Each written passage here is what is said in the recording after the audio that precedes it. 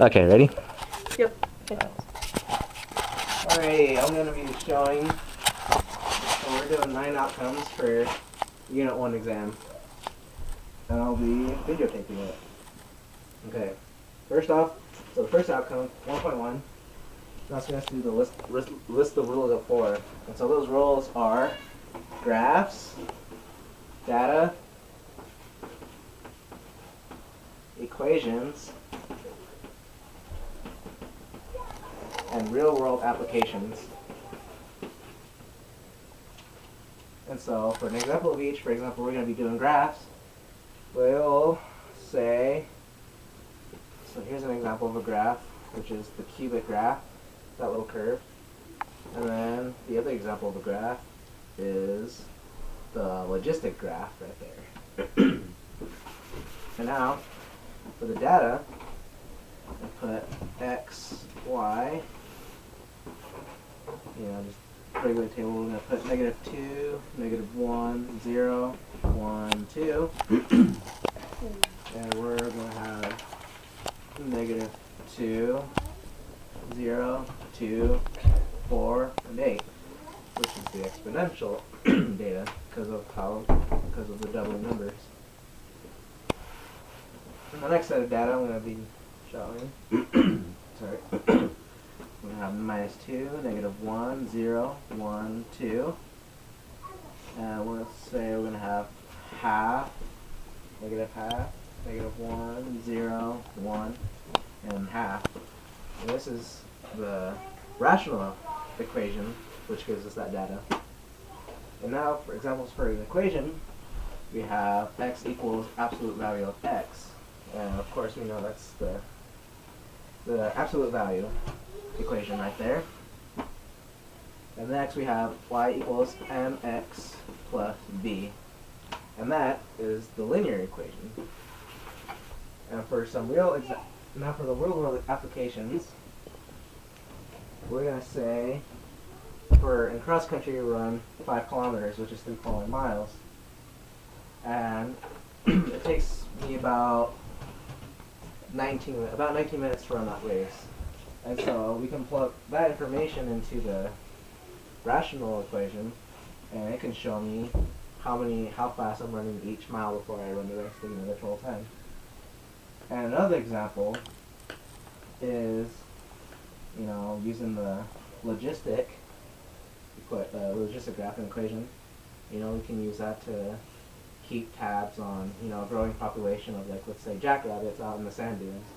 But, eventually jackrabbits grow up that they need more food, so they just go out to the surrounding areas to those farmers and start eating their crops. And so those farmers and other people are going to get agitated with them, and so they'll just go off and start killing them. And so that's kind of keeping that population at a limit, so we can use a logistic graph to help us keep, track of the growing population before it curves out, to keep those jackrabbits in control. And now, on to outcome number 2 is we're going to be using announcements for vocabulary. And some examples for the vocabulary I feel are important is that we're going to be using vertical line test, the horizontal line test, and the one-to-one function. And so for the vertical line test, that helps us determine whether a graph is a function. So for example, we have a linear equation. And so the vertical line test, the line goes down. And so if the line goes down, it can only hit one point. If it hits more than one point, it's not a vertical line test. And so because it hits one point, it keeps the vocabulary definition. And so the linear equation is a vertical line test, or it's a function because it passes a vertical line test. The horizontal line test is where we're going to be drawing a line horizontally, and it can only pass a graph for one point. And this tells us if a graph is a one-to-one function. And so for example, we have an absolute value graph. And so we draw the line horizontally, passes 2 points, so it shows us the absolute value is not a function. And now for the one-to-one, just like we defined with a vertical and a horizontal line test is that a one-to-one function is where a graph passes a vertical line test and a horizontal line test. So like for example, we can use the even root cubic square root function, radical function. And so, you know, we have the vertical line hits 1 point, the horizontal line only hits 1 point. So that is a one-to-one function. Now on to outcome 1.3 is going to ask us to determine a function by a set of data, a graph, or an equation. And so the examples I've got is we have this data table right here, x, y, and for the x values we have -2, -1, 0, 1, and 2. And then next we have 2, -2, -1, 0, 1, 2. And so we'll plot that out. It's a linear equation. And so because it's a linear equation, we know that it passes the vertical and horizontal test. It's a function. And then next, for the next example, I'm going to be using a graph. And it's going to be the logistic graph. And so we see, you know, same thing. Passes the vertical test and the horizontal test at 1 point and no more. And so by that graph we can determine it's a function. And now for the outcome 1.4, it is asking us to determine if a function is one-to-one by its graph. And so we're going to graph an exponential function. We're going to do the vertical line test because the one-to-one asks us to do both tests, the vertical and the horizontal. Vertical test only hits 1 point, no more. We're going to do a horizontal test, only hits 1 point. It passes. It's one-to-one. Vertical test only passes 1 point. Passes. And so because it passed those two tests, it is a one-to-one function. And the next graph, for an example, is the linear.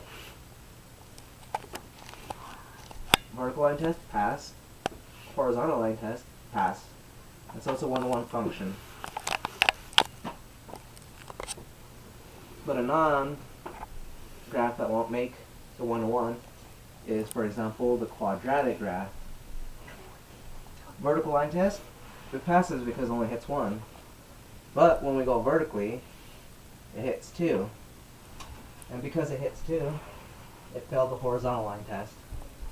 And because it didn't pass both tests, it is not a one-to-one function. Okay, next, it's asked outcome 1.5. Here it is asking us to write a function in a function notation. And so I'm going to use the linear equation y equals mx plus b. And to make it a function notation, we're just going to add in some data to give the equation more life. So we're going to put y equals -3x plus 9. And for the next example, we're going to be using the logistic equation, which is y equals 1 over 1 plus e to the negative x power. And so here, plug in some data to make it a notation. Y equals 1 over 2 plus e to the minus 7th power. And so those are my two examples. And now for outcome 1.6 is asking us to evaluate a function. And when it's asking us to evaluate a function, it's asking us to solve it. And so for example, I'm going to use the rational function, which is y equals 1 over x. And so, for example, we're going to plug in a number for this x, which will give it, we're going to put 7. 1 over 7. Which will give us 0.14. And the next example, I really like the logarithmic for the logistic one a lot. And so so it is fx equals log 2 to the x power. And so I'm going to evaluate it. It's going to be log to 7, which would be log 7, the log of 7, divided by the log of 2. And it will give us that value.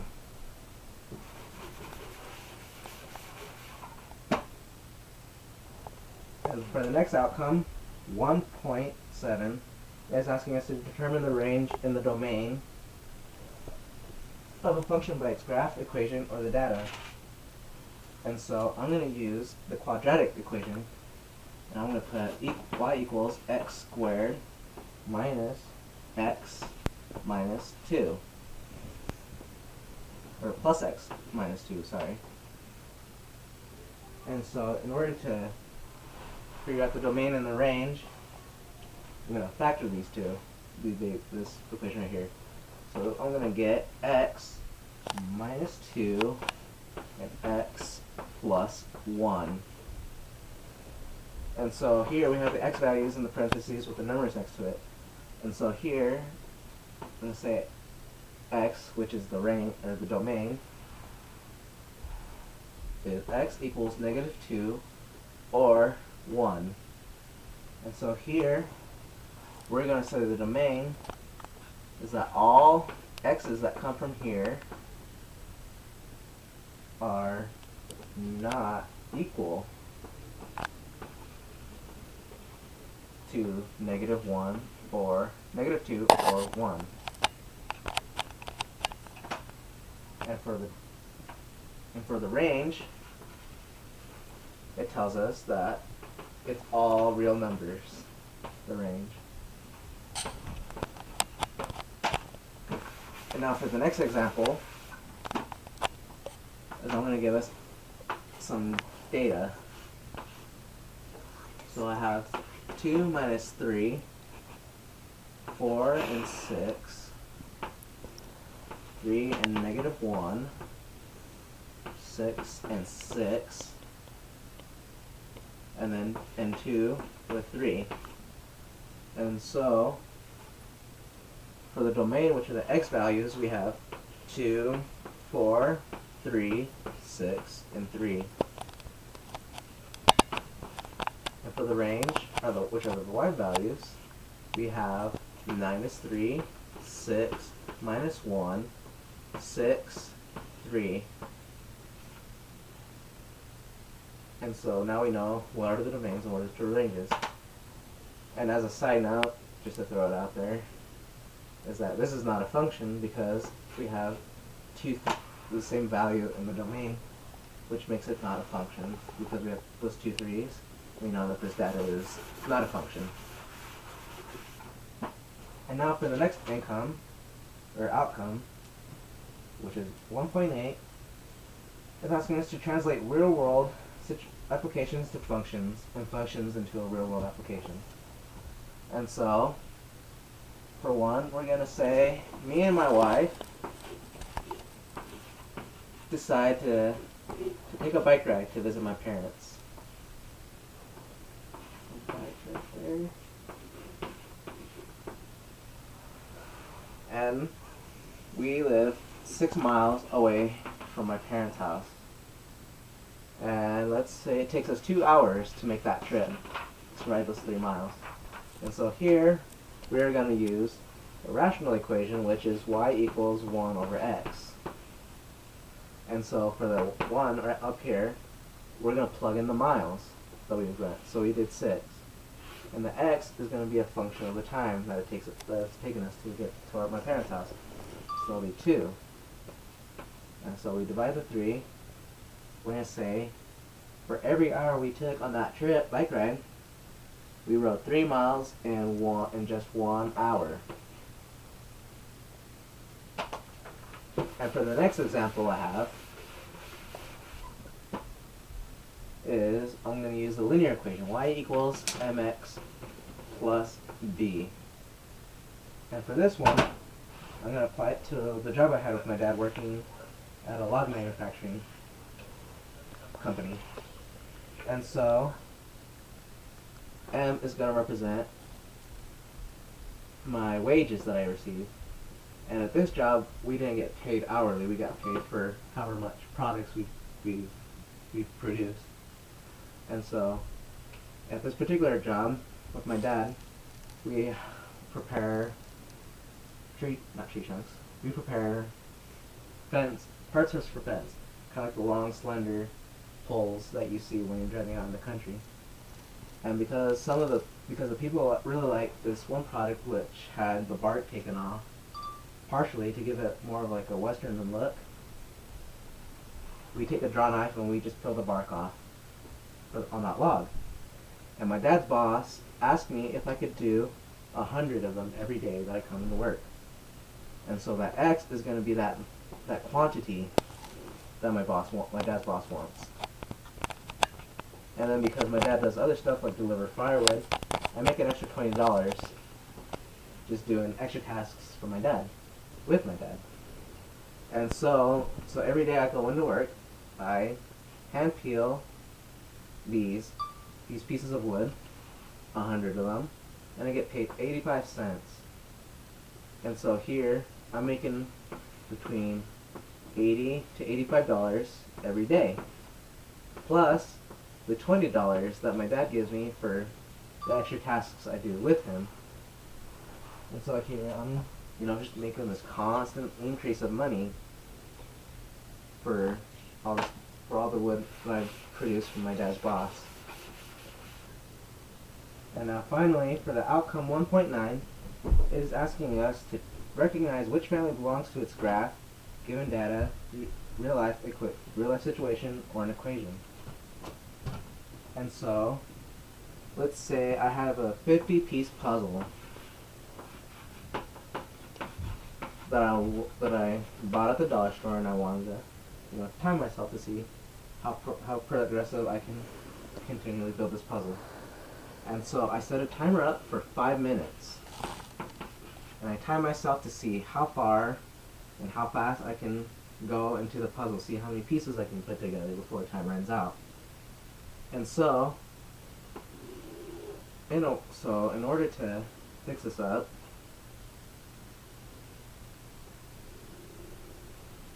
I'm doing this with a logarithmic equation, because starting here below, timing myself for the first time, let's say I only got 7 pieces put together. And then the second time I do it, let's say I got 12 pieces. And then the third time I got maybe about 25 pieces. So progressively I'm getting better at putting these puzzle pieces, and knowing that by doing that, I know that I recognize which graph this belongs to, and because of the information I'm getting, I know that it's a logarithmic or logistic equation. And for the next example, we're going to be using exponential growth, which is y equals 2 to this x power. And because I recognize it, I know that this is a graph. I know what family this belongs to, because let's say, for example, me and my wife and some other people, we crash in an island in the Pacific Ocean, and the island is about as big as, let's say, the state of California. And so, because it's such a big island, and because we're a small population of people that survive the crash, we slowly start to produce, have children, and then our children start to marry other people's children when they get older. And because it's such a long, big island, we're not too worried about the limited population growth, and we're not going to worry about diseases or running out of food, that sort of deal. And so here, we just see the continual growth of the population, and keep growing and growing until who knows when that big of an island, that the state of California, about to get filled. And I know this is an exponential graph in an equation, because just thinking about that growth of a population an unlimited population, you just can see how it just sorry, wrong graph. You can just see how it just grows, and it'll just keep growing and growing and growing without a stop, because we're at practically at an unlimited pace. And so those are my 2 examples for all the 9 outcomes for the test.